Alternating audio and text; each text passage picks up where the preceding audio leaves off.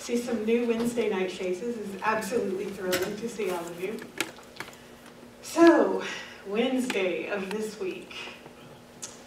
You know, one of the things that we've been talking about in our Wednesday talks has been this conversation about what's going on in the world right now.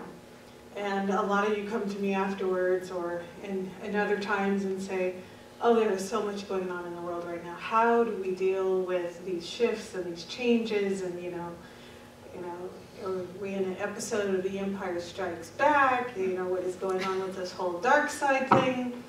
And you know, I have to admit that there's been a part of me that has really been resisting this conversation and looking at who am I going to be. And so we've done a lot of talking over the last few months. And what I've been saying is we have to create a space within ourselves that is that space, that is that shift, that is that God consciousness in us, that we are that space of high watch, that we are the guardians of consciousness. And that is true. But see, what we're going to be talking about for the next couple of weeks for February is going to be a conversation about communication. And one of the things that's so important right now is that we communicate in a spirit of divine knowingness and divine givingness, in a space of compassion. And how do we speak into conflict? What sounds like the world in conflict and disharmony, and some people think this way and others think that way. How do we be love in that circumstance? You know, many of you have heard me say that I want to get my right fist pumping, and I want to, get out there and fight the powers that be, and, picket and riot, and, every stage of dissent, I want to do it. And I was meditating on that this week, because the message that we have to change ourselves in our hearts first is true. But we also say, treat and move your feet in this new thought. So how do we treat? How do we do a prayer and also move our feet?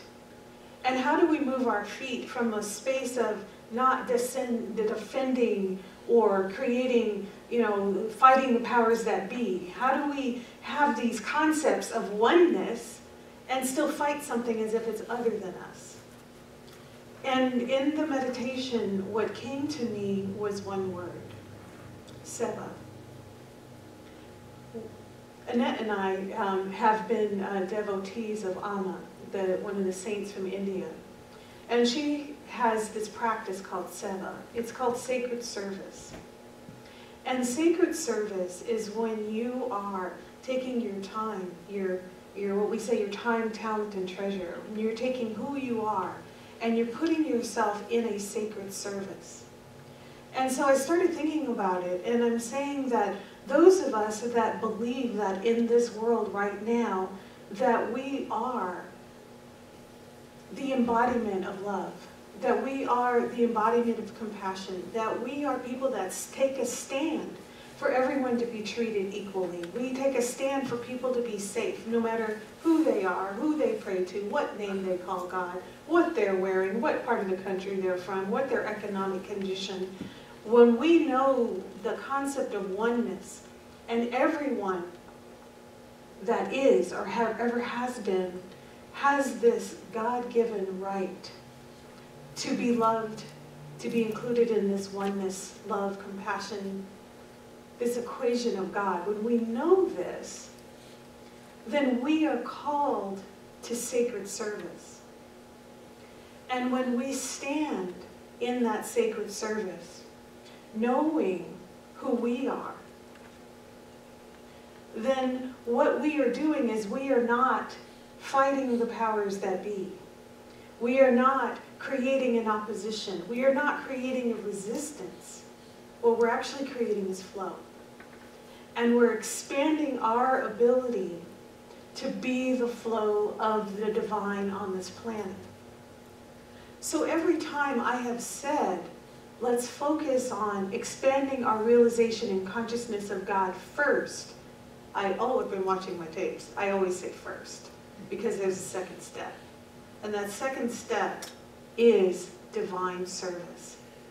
So each of us is called to be divine service, divine givingness, the infinite love, infinite compassion, infinite resources. We are called to channel that into the planet right now.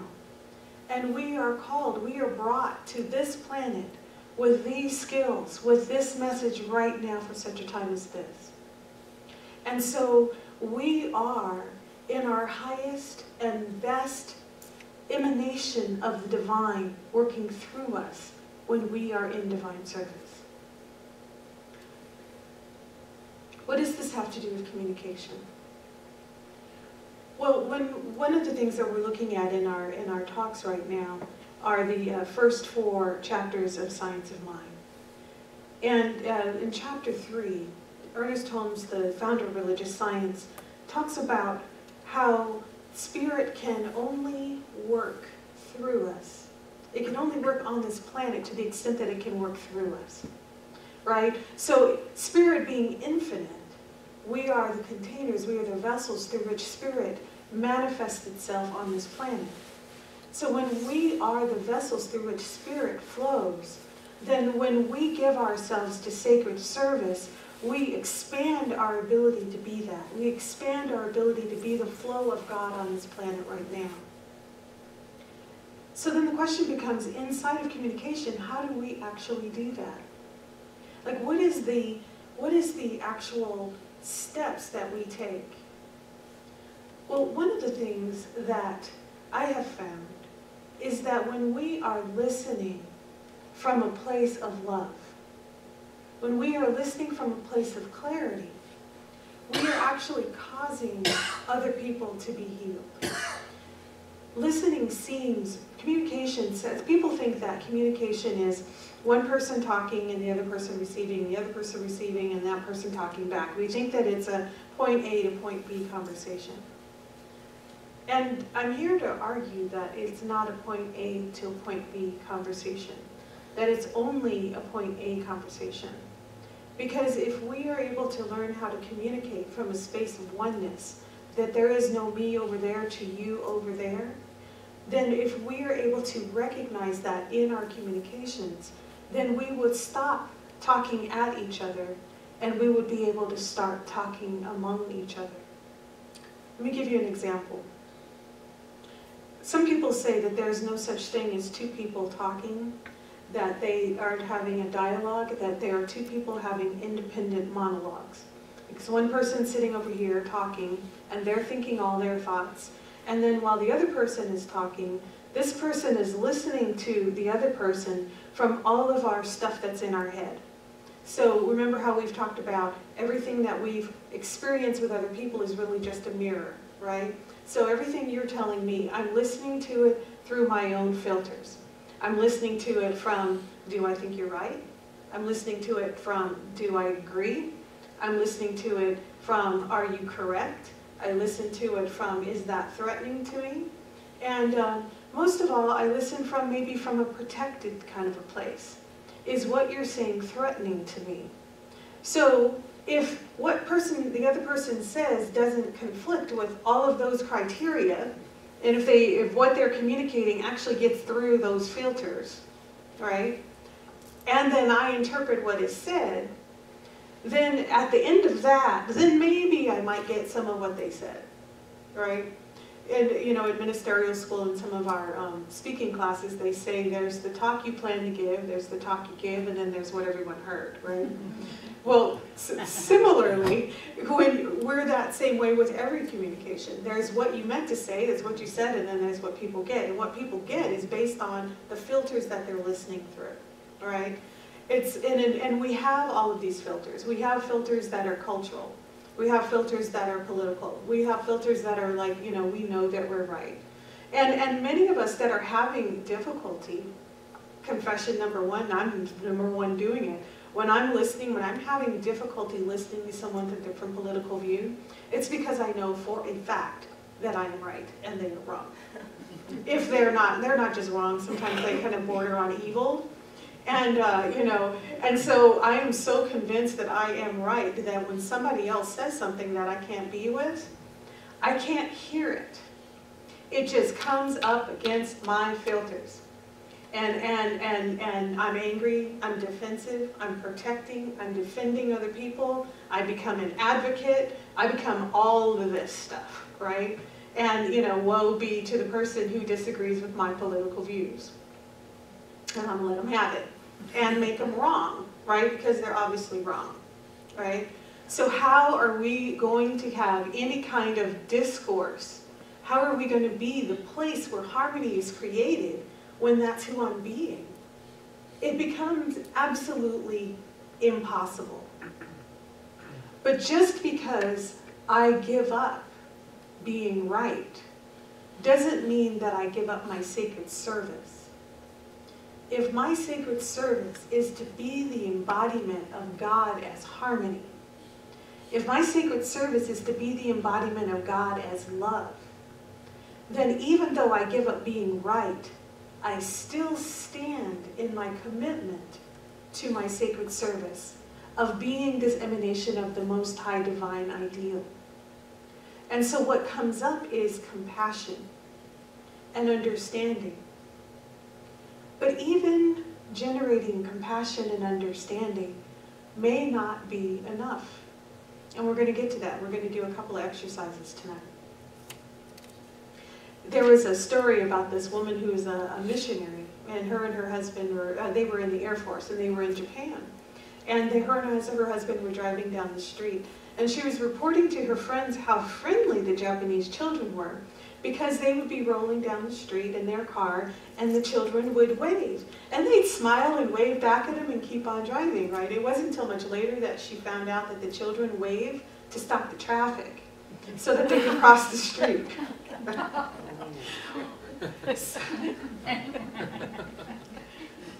And so often we do that. We have our cultural idea or our belief on what this means, and we act as if that's what's so. Like that's the communication, right? Instead of listening or understanding what that communication is. And we're like that, not just around political stuff. We're like that in relationships. People fall into the understanding that we have about who that person is, and we know that that is the truth about that person, and we are right, and we can't give it up.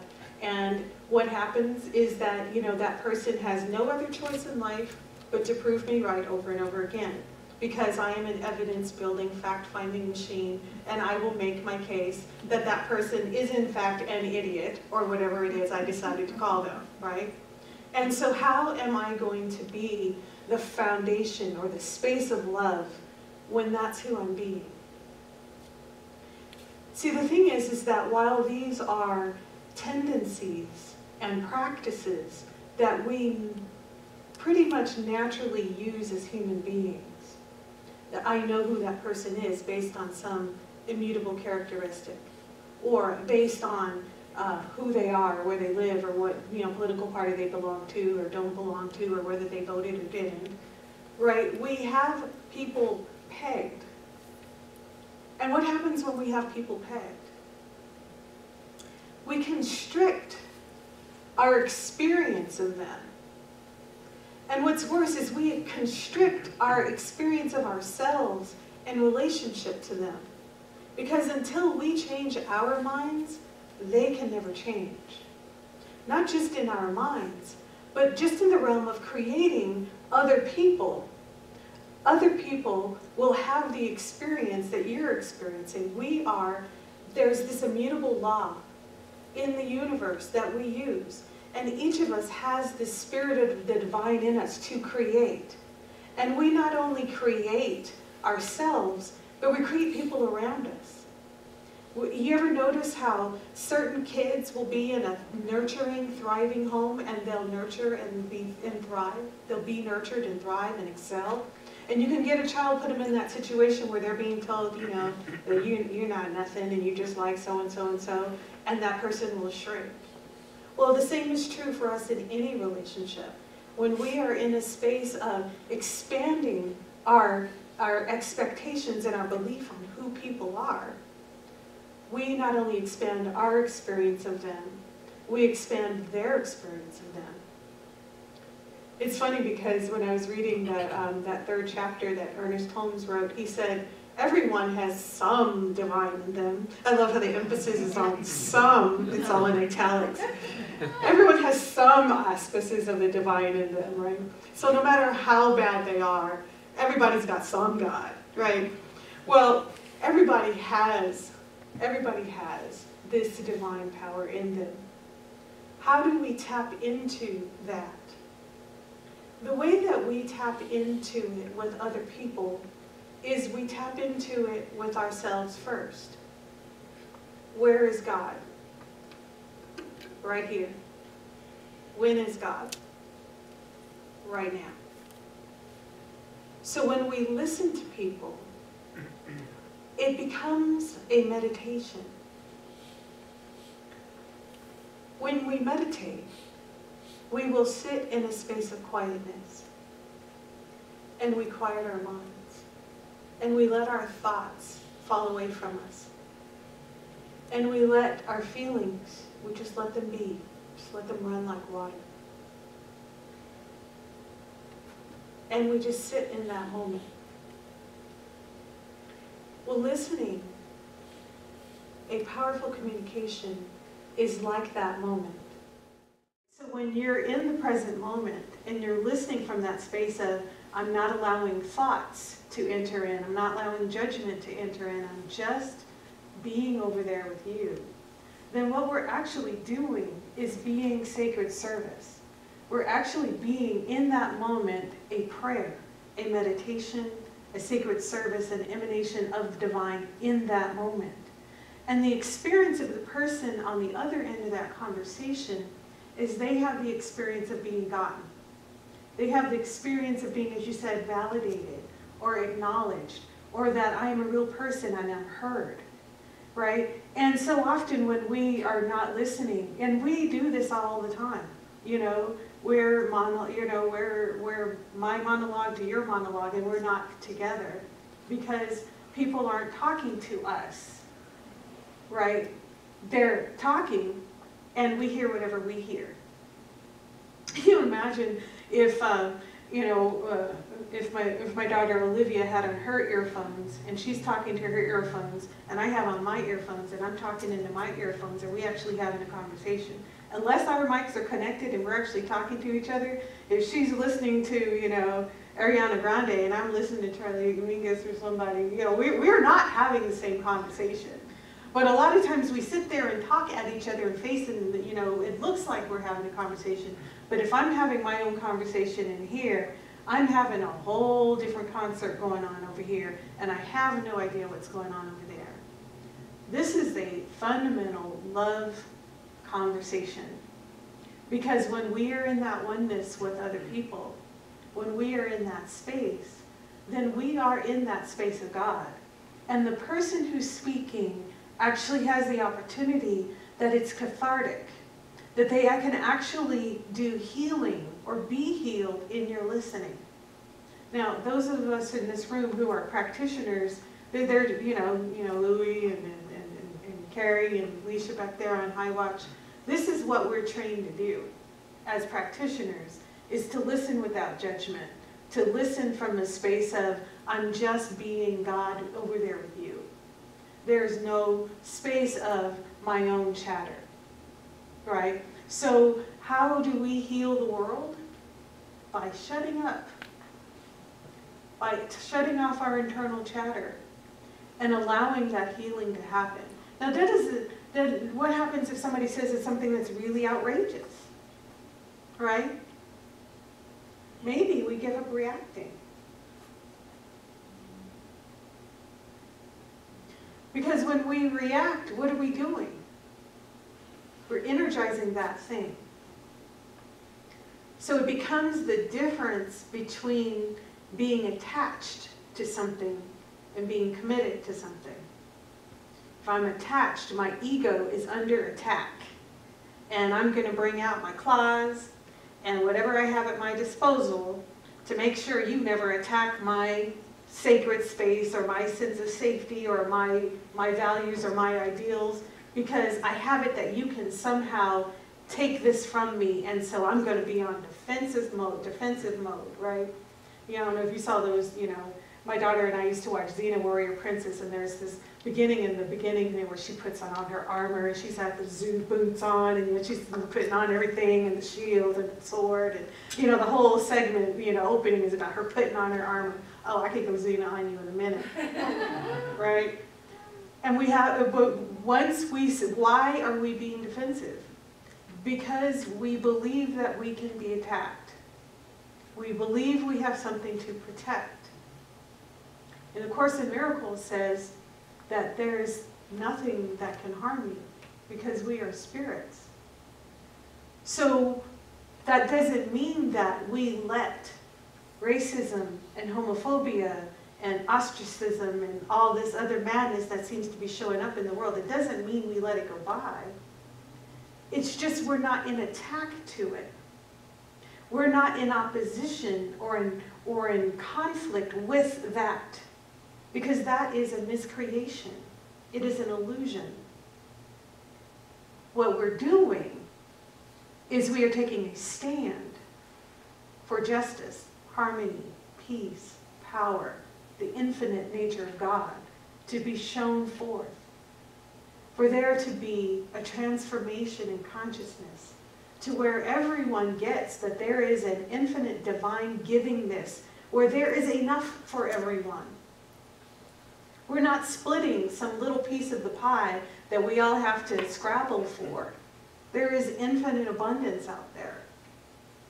So we can just give up the fight, stop fighting, and start standing. And how we know the difference is inside of our hearts. If it's inside of our hearts that we are ego and fearful and angry, we are fighting. If we are at peace and we are standing, I am standing here, a guardian of justice, you know the difference. And what happens is that we actually become the space for healing. Just like there was the availability for healing and when someone was able to tell their side of the story. We become able to not just listen from a place of clarity, but we begin to speak words of power that have no interference. We begin to speak words of power that resonate as if they are electronically boomed throughout. It has dimension and power and sound. It resonates deeper within the spirit of humanity because it comes from God, not from our ego. So when we say, I am a stand for justice, I am a stand for your healing, I am a stand for you to get that God is in you. I am a listening of you as God in you right now. That you cannot be separated from God, that you are divine, that you have divine gifts, that there is a special reason why God brought you into this planet right now. And I know that there's a special reason why the divine creator put you in my life right now. And I am determined to get that blessing because I get who you are. You are God. You are divine. And I am a stand that I will not leave this conversation until I get that about you. Until I know with absolute clarity who you are. And it is only by giving up this chatter, the judgment, the being right, the protecting, the defending, all of that. It's only when in this moment right now, we don't have to be perfect all the time, but in this moment right now, I give it up. And I choose to be with you. It's what we mean when we say namaste. It's what we mean when we say the God in me recognizes and honors the God in you. That's who we are as a people. And we are called to build our muscles. We are called to build our spiritual prowess. We are called right now to call up the depths of our endurance, of our spiritual nature, to stand in the face of whatever looks to be the opposite. Whether it's somebody expressing a dissenting political opinion, whether it's somebody in the family that everybody knows is that way, whether it's somebody who is doing road rage on the street, whether it's somebody at work, somebody in our lives, whatever that thing is brought to us right now because it is in us to bring up that power, to be a stand right now for divine service. It is our highest calling. And you know that it is your highest calling because it came to you now. It came to me now. It is happening now. And God is now in me, through me, as each of you. That is who God is in me. So this month of February, we're talking about communication. We're talking about love. Is there any higher love than the love you can give someone where you put yourself aside and choose right now? You and I are one. I give up everything else except my commitment to being one with you right now. That is our assignment this week, is take on listening. Take on it at least 3 times this week before you come back next Wednesday. Try it. Listen to someone that you have trouble listening to, and listen to them from that clear mind. And see what you notice. You might notice that person expand, but for sure, you'll notice your flexor muscles will expand. You'll be blessed by it.